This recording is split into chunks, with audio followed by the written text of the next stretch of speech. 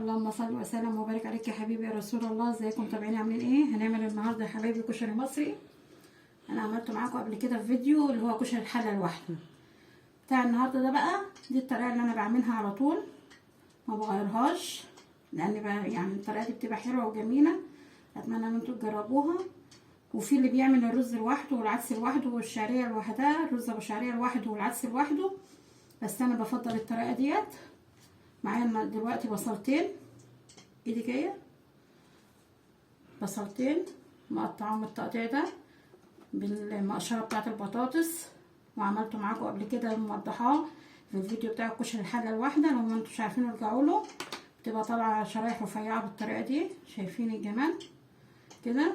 ومعايا بقى توم وليمون وكمون اساسي الكشري المصري. ده نشا بدقيق لتحمير البصل، ومحمره الشعريه مجهزاها، والعدس غسلته ونقعته وهشطفه تاني قبل ما استخدمه. ومعايا الرز والطماطم. ده الحمص كنت نقعاه من بالليل وسلقته، محطلوش ملح خالص عشان هو يستوي معايا. لو حطيتله ملح بالعاميه كده هيجمد ومش هيستوي معانا. انما انتوا شايفين انا رحت نقعاه من بالليل وشطفته ورحت مولعه عليه سلقاه عشان الرغاوي اللي فيه تطلع. وهقول لكم هنعمله ازاي دلوقتي تاني بقى، ونحط له ملح وكمون وحاجته تبقى جاهزه يعني. ومعايا المكرونه اللي هنستخدمها، فهنبتدي دلوقتي بالدقيق. والثوم اساسي طبعا، وثوم بقى فريش من بتاع السنه دي، فبتبقى بصراحه انا بحبه عن المتفرزن، تبقى ريحته رهيبه في الاكل. تحط فص وحش يبقى مخلي ريحه في منتهى الجمال. انزل كده بالنشا والدقيق على البصل واقلبهم مع بعض كده. ادي البصل غلفناه بالنشا والدقيق، ويفضل يبقى في مصفى زي دي كده عشان تهز، يعني تهزيها شويه كده، تنزلي الدقيق والنشا كله من البصل، ما يبقاش فيه، لان الزيت دوت زي ما قلنا هو ده اللي هنستخدمه في عمل الكشري كله. بيبقى مكان البصل ريحته رهيبه، بيخلي الكشري في منتهى الجمال، لكنك جايباه من بره بالظبط. انزل بالبصل كده في الزيت واوزعه، ما تقلش على الطاسه قوي عشان يبقى محرمش معايا كده وجميل. احط كميه بسيطه. ادي الحمص انا سلقاه عشان الرغاوي اللي بتطلع منه هو طبيعي ما بنسلقه، في رغاوي بتطلع سلقاه وشطفاه ويعتبر ان هو دخل في السوا. ما تحطيش الملح في اول السليق. فانا دلوقتي هحطه على النار واحط له الاضافات بتاعته بقى اللي هي ايه بقى. نحط له بقى معلقتين طماطم نديله لون احمر كده حلو، وعلى الاقل لو فاض حبه من الكشري حطي عليهم بقى شويه شطه كده وليمون وتقطيم يبقوا في منتهى الجمال. يبقى الحلبسه بتاعتنا. وادي فص ثوم وحته بصله صغيره برضو كده.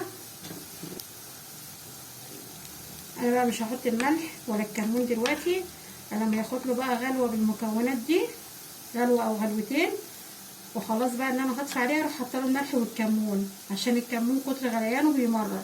فانا مش هحط له الحاجات دي دلوقتي الا في الاخر خالص. نسيبه بقى يتعايش مع نفسه كده.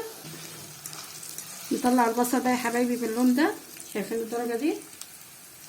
والسلطه اصلا هتغمق لي اللون شويه كمان، فاحنا نطلعه باللون ده واصفيه كويس، لان انا مش هحطه على مناديل مطبخ عشان المناديل بتطري الحاجه ما تخليهاش مقرمشه.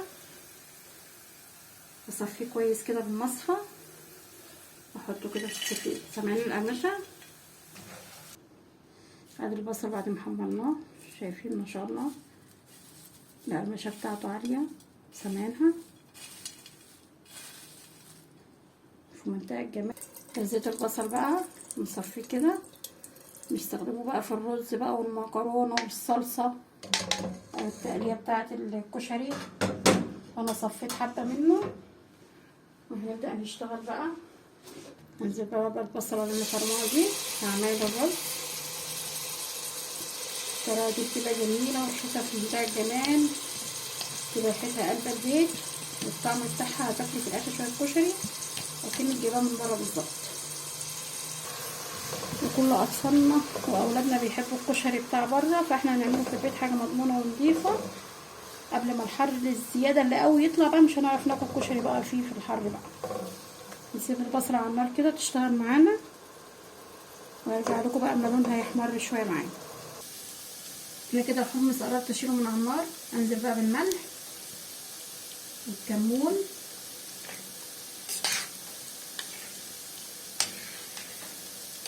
ياخد غلوه معايا بالملح بتاعه واشيله بقى ونحط ميه سلق المكرونه. كده البصله خدت لون معايا. هتقولي انت صفرتها كده ليه؟ انا عايزاه يدي لون الرز زي لون الصياديه كده. هنزل بقى معلقتين طماطم. انزل بقى معلقتين طماطم.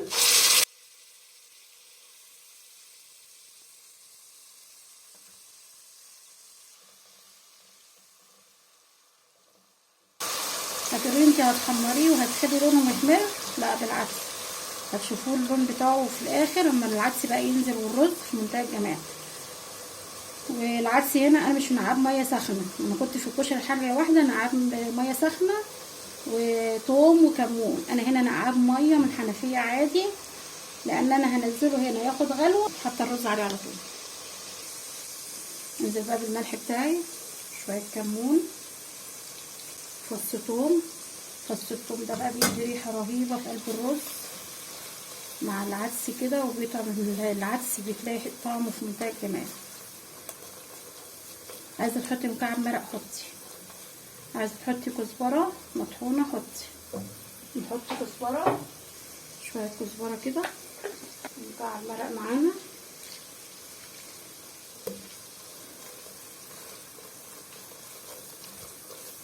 بس البصله بالطماطم كده بس تاخد غلوتين 3 وننزل عليها بالميه بقى. شايفين جمال البصله بالطماطم عامله ازاي؟ بالملح بالكمون بالثوم. انزل بقى بالميه عندي هنا. اول ما تغلي معايا بقى هروح نازله بالعدس. شايفين الميه عامله ازاي ولونها جميل ازاي؟ شايفين اللون بتاعها في منتهى الجمال. انزل بقى بالعدس اللي انا غسلاه ومصفياه. انزل بيه بقى كده.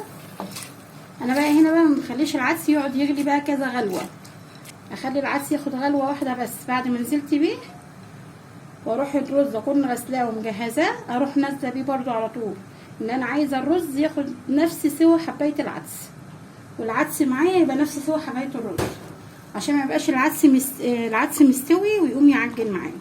انا عايزه الاتنين سوى واحد. فهي غلوه واحده بس واروح نازله بالرز بقى. العدس اللي معانا انزل بالرز بقى بعده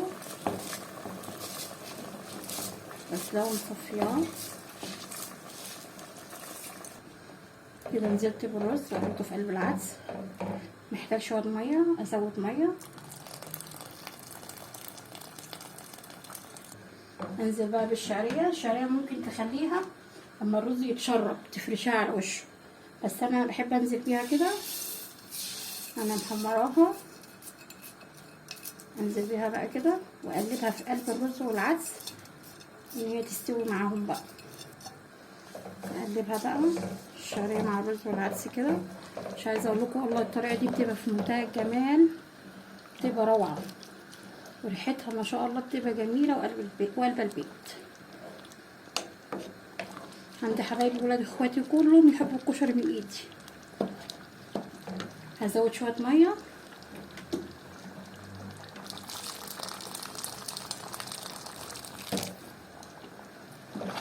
اغطي عليه بقى واسيبه يغلي، واما يغلي معايا اهديله النار.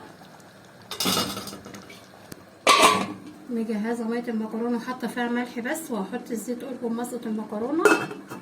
ونعمل الدقه بقى بعد ما نشيل الرز. هنعمل الصلصه بتاعه الكشري او الدقه بتاعه الكشري زي ما بتقولوا. حاطه هنا شويه زيت من بتوع البصل. زيت البصل استخدميه كله في عمايل الكشري. هنزل بقى بالثوم كده. حمر الثوم كده.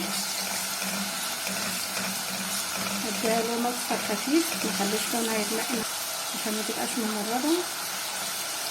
ان شاء الله على ريحه الثوم جميله. بحب ريحه الثوم الفريش قوي. انما بصراحه اللي متفرزن انا عندي والله زي الفل، لا غمق ولا اي حاجه، لاني كنت عاملاه بالسكر والخل، فما شاء الله لونه في منتهى الجمال. بس انا بحب الحاجه الفريش كده. التومه خلصت معايا. انزل بقى بالطماطم الفريش.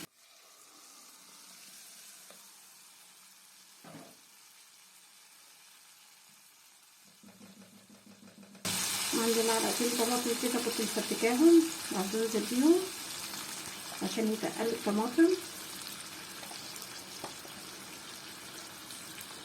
احط بقى معلقه السكر عشان تعدل الحموضه معانا.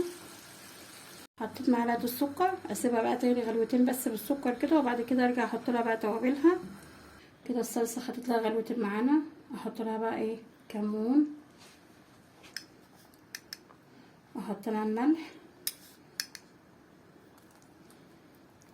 واحط لها بقى ايه، سنه خل، سنه خل كده بسيطه معانا، واسيبها بقى على نار هاديه تتعايش مع نفسيها بقى. كده حطينا لها التوابل بتاعتها. إيه، عايزه تحطي كزبره حطي، بس انا مش متاح عندي دلوقتي. انا ما بحطش فلفل اسمر، انا بستكفى بالكمون والكزبره.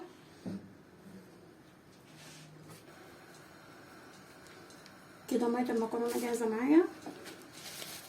معايا بقى اسباجيتي، معايا اسباجيتي. عندك بقى اي بواقي كيس مكرونه حطيها.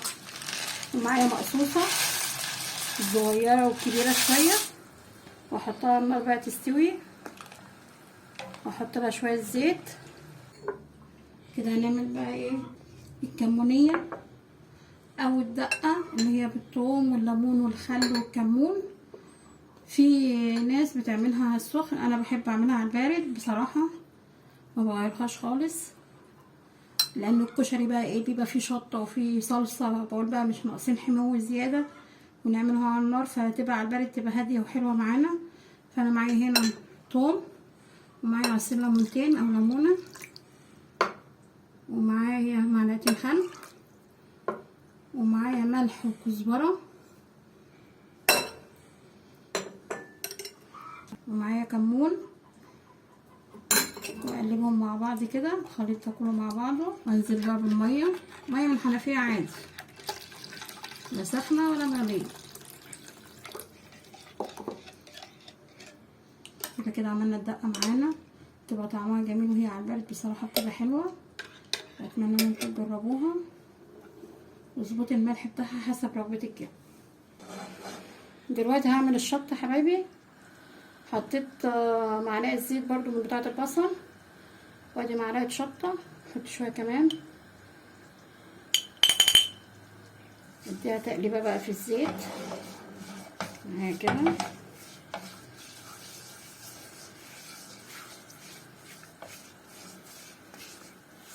تقليبه، واروح نازله عليها بقى بمعلقه صلصه من بتاعه الكشري، مغرفه صلصه كده. كده الصلصه تبقى جاهزه مع الشطه، تبقى جاهزه معانا.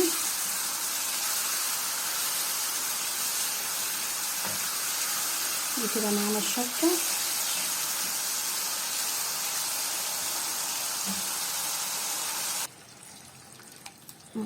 مش عايزه اقول لكم ريحه الشطه جباره. شايفين الرز يا حبايبي عامل ازاي، جميل ازاي. ادي الشعريه وادي العدس، ما شاء الله في منتهى الجمال. هنغرف بقى دلوقتي. اتمنى ان انتوا تجربوا الوصفه دي، والله هيعجبكم جدا، ما بياخدش وقت معانا.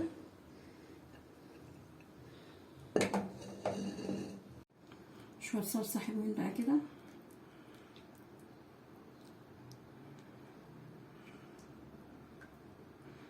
فين الجمال.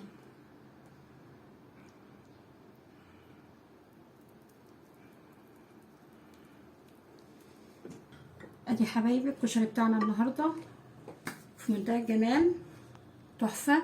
وكوبايتين حمص كمان، حمص الشام، عصير الليمون عليهم بقى، وتاكلي احلى كوبايتين حمص. انا ما عنديش حليب ان انا اعمل مهلبيه او رز بلبن، مش شرط ان انا اجيب حاجه ساقعه عشان انا طري بقى بعد الكشري بقى والحمو بتاع الشطه والحاجات دي. عندي في بيتي خيار، عندي جزر، اعمل طبق حلو جميل كده اكله بعد ما اكل طبق الكشري، هيرطب برضو عليا وهيبقى جميل وفي منتهى الجمال وحاجات مفيده. اتمنى يا رب ان النهارده الوصفه تكون عجبتكم، وان عجبكم الفيديو ما تنسوش تعملوا لايك وشير واشتراك في القناه.